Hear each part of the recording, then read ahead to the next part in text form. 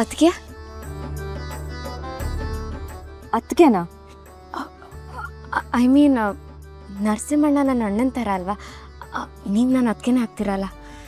ಹಾಗ ಇನ್ನೇನ್ ಅನ್ಕೊಂಡಮ್ಮ? ದಿಶಾನೇ ದೀಪ ಅನ್ಕೊಂಡ್ಯಾ? ಹಾಗಲ್ಲ, ಆದರೆ ದೀಪ ಥರನೇ ದಿಶಾನು ಒಳ್ಳೆಯವಳೆ ಅಲ್ವಾ? ನೀನೇ ದೀಪ ಅಂತ ನಮ್ಗೆಲ್ರೂ ಗೊತ್ತು. ಏನು ಹೇಳ್ತಿದ್ದೀರಾ?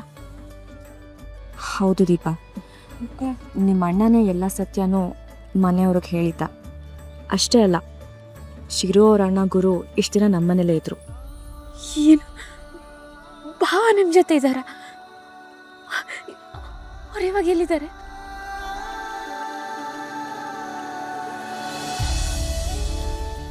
ಗುರು ಬಾಬಾ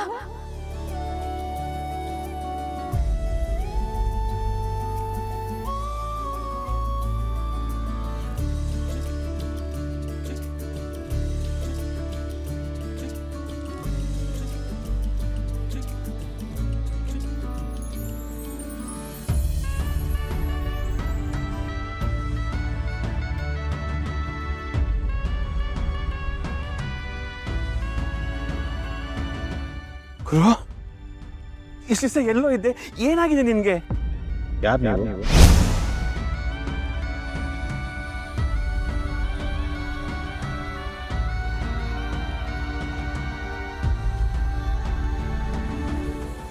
ಏನು ಹೀಗೆ ಕೇಳ್ತಿದ್ಯಾ? ನಾವ್ ಯಾರು ಅಂತ ಗೊತ್ತಿಲ್ವಾ? ದಯವಿಟ್ಟು ತಪ್ಪು ತಿಳ್ಕೊಬೇಡಿ, ಅವ್ರಿಗೆ ಹಳೇದೇನು ನೆನಪಿಲ್ಲ.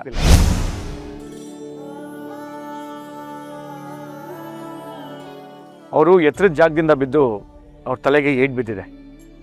ಅದಕ್ಕೆ ನಾನು ಯಾರು, ತನ್ನವ್ರು ಯಾರು, ಹಳೇದೇನು ಯಾವುದು ನೆನಪಿಲ್ಲ.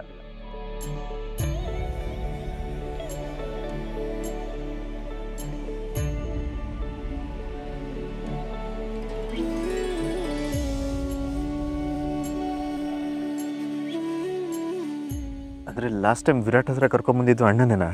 ಹೌದು, ಇವ್ರನ್ನೇ ನಾನು ಲಾಸ್ಟ್ ಚೆಕ್ ಮಾಡಿದ್ದು. ಆದರೆ ಇವ್ರು ನಿಮ್ಮ ಅಣ್ಣ ಅಂತ ನನಗೆ ಗೊತ್ತಿರಲಿಲ್ಲ ಚಿರು. ನಮಗೂ ಈಗಲೇ ಗೊತ್ತಾಗಿದ್ದು ಭಾವ.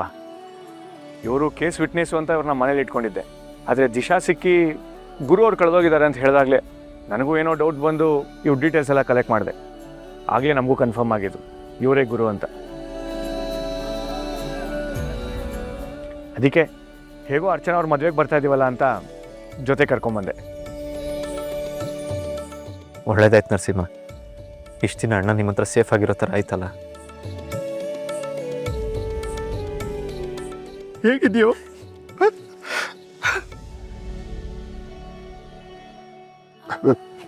ಚಿರು, ನನ್ನ ಮಗ ಮೊದಲಿನ ಥರನೇ ಆಗ್ತಾನಲ್ವಾ? ಖಂಡಿತ ಆಗ್ತಾನಪ್ಪ. ಎಷ್ಟೇ ಕಷ್ಟ ಆದರೂ ಸರಿ, ಅಣ್ಣ ಮೊದಲಿನ ಥರ ಆಗೋ ಥರ ನಾನು ಮಾಡ್ತೀನಿ. ನರಸಿಂಹ, ಗುರುಗೆ ಹೀಗಾಗೋದಕ್ಕೆ ಸೌಂದರ್ಯ ಕೈವಾಡ ಏನಾದರೂ ಇದೆಯಾ? ಹೌದಪ್ಪ, ಅಣ್ಣನ ಪರಿಸ್ಥಿತಿಗೆ ಅದಕ್ಕೇನೆ ಕಾರಣ.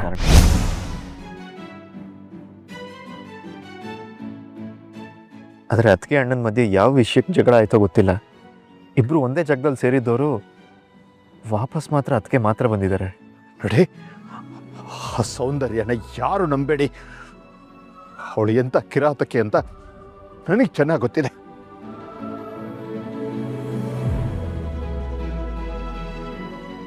ಅಪ್ಪ, ನಿಮಗೂ ಅದಕ್ಕೆಗೂ ಜಗಳ ಆಗಿತ್ತಾ ಅಂತ ಅವತ್ತು ಕೇಳಿದ್ನಲ್ಲ, ಏನು ವಿಷಯಕ್ಕೆ?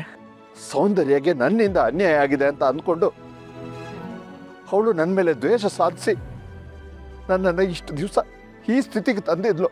ಆ ಥರದ್ದು ಏನಾಗಿತ್ತು? ನನ್ನಿಂದಾಗಿ ಸೌಂದರ್ಯಗೆ ಆಕ್ಸಿಡೆಂಟ್ ಆಗಿದ್ದು. ಆ ಹಾಗೇನ ಈ ರೀತಿ ತೀರಿಸ್ತಿದ್ದಾಳೆ.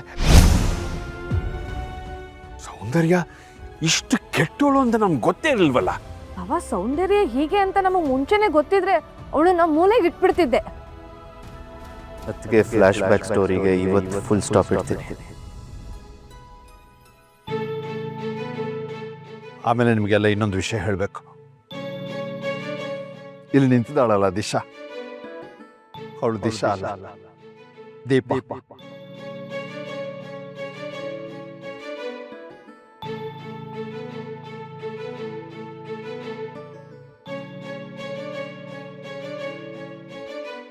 ಏನು ಹೇಳ್ತಿದ್ದೀರಾ ಬಾಬಾ?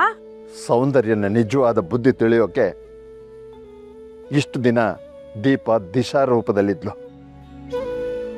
ದಿಶಾ, ದೀಪ ನೀನೇ ಅನ್ನೋದು ನನ್ನಿಂದ ನಂಬಕ್ಕೆ ಆಗ್ತಾ ಇಲ್ಲ. ಎಷ್ಟು ಮುದ್ದಾಗಿ ಕಾಣ್ತಾ ಇದೆಯಾ ಗೊತ್ತಾ?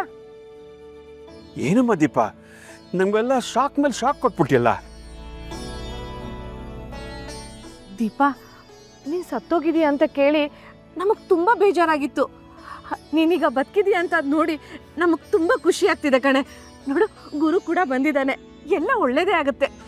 ಆಮೇಲೆ ಇನ್ನೊಂದು ವಿಷಯ, ಸೌಂದರ್ಯನ ಹಿಂದಿರೋ ಕರಾಳ ಸತ್ಯ ಆಚೆ ಬರೋವರೆಗೂ ನಮ್ಮ ದಿಶಾನೇ ದೀಪ ಅನ್ನೋದು ಅವಳಿಗೆ ಗೊತ್ತಾಗಬಾರ್ದು. ಯಾರು ಈ ವಿಷಯನ ಅವಳಿಗೆ ಹೇಳಬೇಡಿ. ದಿಶಾ, ತುಂಬ ಕಷ್ಟಪಟ್ಟು ನಮ್ಮ ಮನೆಗೆ ಗೌರವ ತರೋ ಕೆಲಸ ಮಾಡಿದೀಯ. ತುಂಬ ಥ್ಯಾಂಕ್ಸ್ ಅಮ್ಮ. ಹಳದನ್ನೆಲ್ಲ ಮನಸ್ಸಲ್ಲಿ ಇಟ್ಕೋಬೇಡ.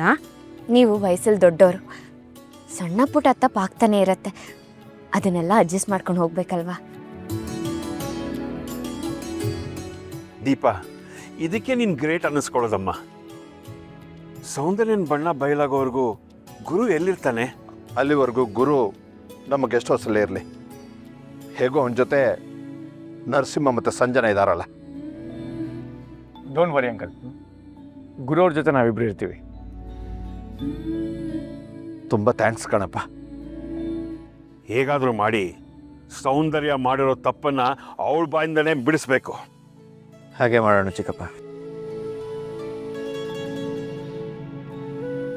ಮುಹೂರ್ತಕ್ಕೆ ಟೈಮ್ ಆಗ್ತಿದೆ, ಬೇಗ ಬನ್ನಿ. ಬನ್ನಿ.